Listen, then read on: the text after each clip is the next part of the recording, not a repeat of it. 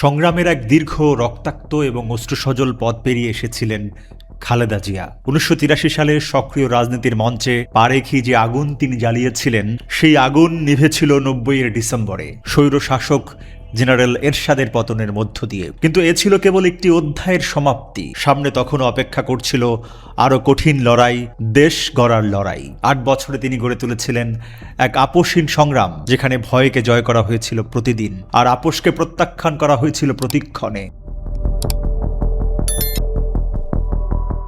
বারবার গ্রেপ্তার, বারবার গৃহবন্দিত্ব, ৭ বার ঘরের ৪ দেয়ালকে কারাগার বানানো হয়েছিল তার জন্য। টিয়ার গ্যাসের সেল এসে পড়েছিল তার শরীরে, কাঁদানে গ্যাসের দগদগে ধোঁয়া ঢুকে পড়েছিল তার চোখে মুখে, লাঠিচার্জের নির্মম আঘাতে ক্ষত বিক্ষত হয়েছিল তার দেহ, প্রাণনাশের হুমকি, বাসায় হামলা, কিছুই বাদ যায়নি। তবু তাকে ভাঙা যায়নি, তিনি দমেননি। রাজপথ ছেড়ে এক মুহূর্তের জন্য ঘরে ফিরে যাননি। যেন রাজপথই ছিল তার শপথের জায়গা, তার প্রতিজ্ঞার ঠিকানা। ক্ষমতায় টিকে থাকতে জেনারেল এরশাদ যত কুটচালি খেলুক না কেন, খালেদা জিয়া ছিলেন অনমনীয়, আপোষহীন, সংগ্রামে অবিচল। ক্ষমতার লোভে নয়, তিনি দাঁড়িয়েছিলেন ন্যায়ের পক্ষে। এরশাদ ৬ বছর ধরে দেশ জুড়ে সামরিক শাসনের কালো ছায়া নামিয়ে রেখেছিল।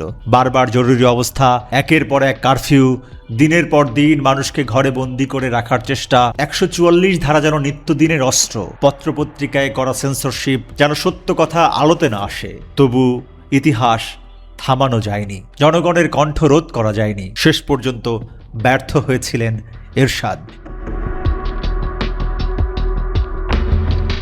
এরপর শুরু হয়েছিল কেনাবেচার রাজনীতি। দল ভাঙা, জোট ভাঙা, টাকা আর মন্ত্রিত্বের লোভ দেখিয়ে বিএনপির নেতা ভাঙানো হলো।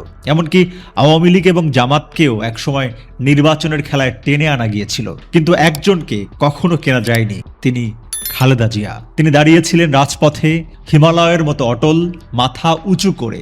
৯ বছরের শাসনামলে এরশাদ একের পর এক নির্বাচনের ঘোষণা দিয়েছে, সংসদ, প্রেসিডেন্ট, উপজেলা, গণভোট। কিন্তু খালেদা জিয়ার জবাব ছিল একটাই, প্রত্যাখ্যান।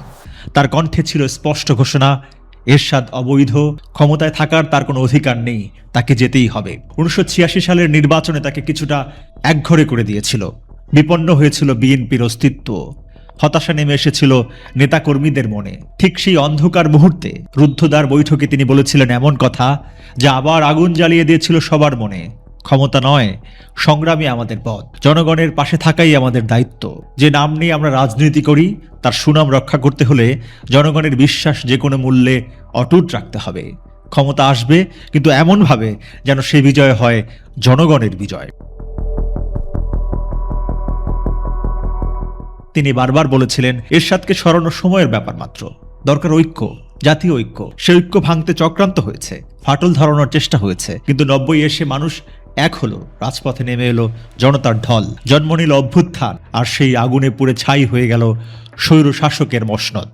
তাসের মতো ভেঙে পড়ল এরশাদের ক্ষমতা। কেন তিনি এই লড়াইয়ে ঝাঁপিয়ে পড়েছিলেন, সে কথাও তিনি নিজেই বলেছিলেন। শহীদ জিয়াউর রহমানের হত্যার মধ্য দিয়ে যে ষড়যন্ত্র শুরু হয়েছিল, তার ধারাবাহিকতা ছিল এরশাদের অবৈধ ক্ষমতার দখল। সংবিধান স্থগিত, সংসদ ভেঙে দেয়া, গণতন্ত্র হত্যা, সবকিছুর বিরুদ্ধে ছিল তার এই সংগ্রাম। এটি কেবল ক্ষমতার বিরুদ্ধে লড়াই নয়, এটি ছিল জনগণের অধিকার, গণতন্ত্র আর মর্যাদার লড়াই। এই লড়াইয়ে খালেদা জিয়া কেবল একজন রাজনৈতিক নেতা ছিলেন তা নয়, তিনি হয়ে উঠেছিলেন প্রতিরোধের প্রতীক, আপোষহীনতার নাম, রাজপথের এক অবিচল ইতিহাস।